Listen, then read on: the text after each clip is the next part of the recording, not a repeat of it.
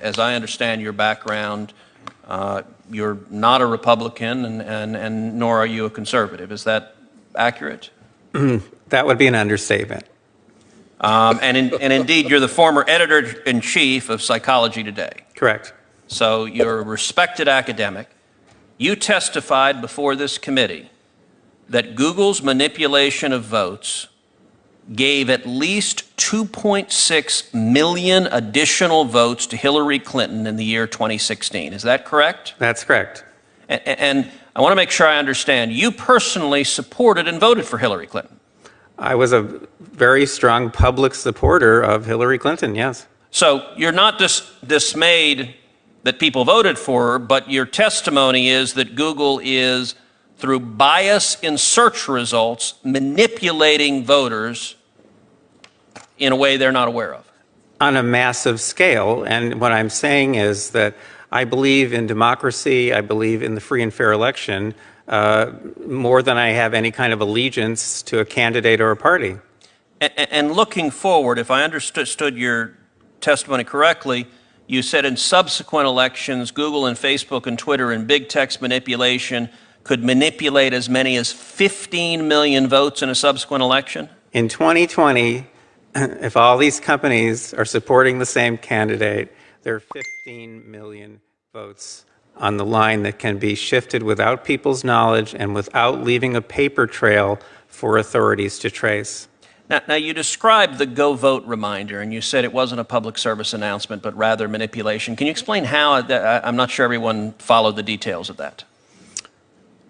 Well, sure.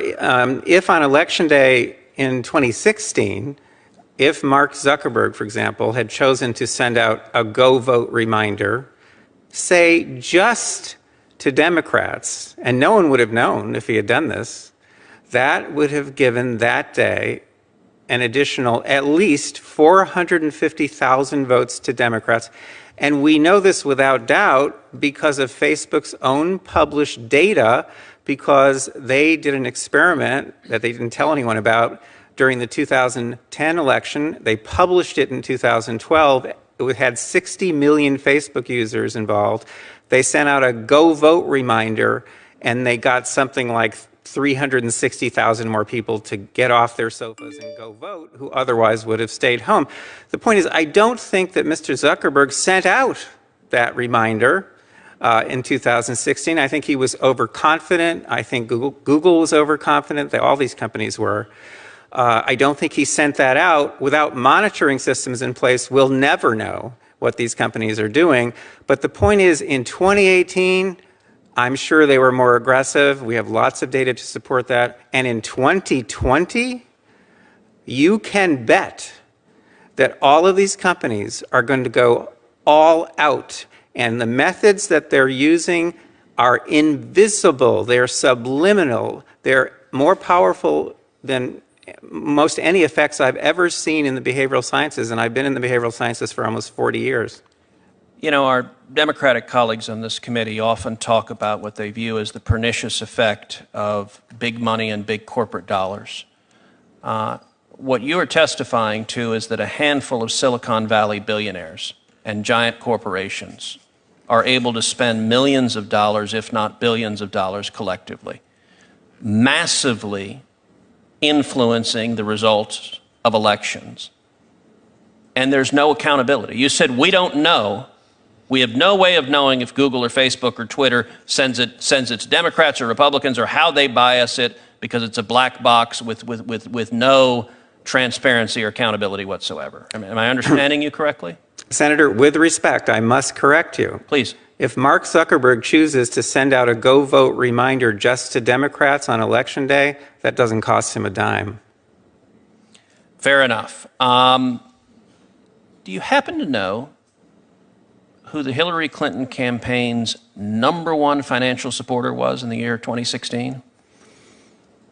I think I do, but please remind me. The #1 financial supporter of the Hillary Clinton campaign in the 2016 election was the parent company of Google, Alphabet, who was our first witness. They were her #1 financial donor, and your testimony is, through their deceptive search methods, they moved 2.6 million votes in her direction. I would think anybody whether or not you favor one candidate or another, should be deeply dismayed about a handful of Silicon Valley billionaires having that much power over our elections to silently and deceptively shift vote outcomes. Again, with respect, I must correct you. The 2.6 million is a rock bottom minimum.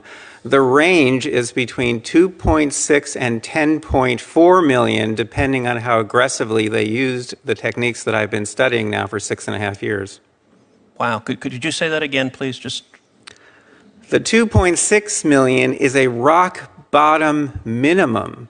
The range is between 2.6 and 10.4 million votes, depending on how aggressive they were in using the techniques that I've been studying, such as the search engine manipulation effect, the search suggestion effect, the answer bot effect, and a number of others. They control these, and no one can counteract them. These are not competitive.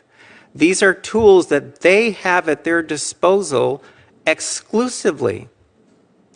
If any headline comes out of this hearing, that should be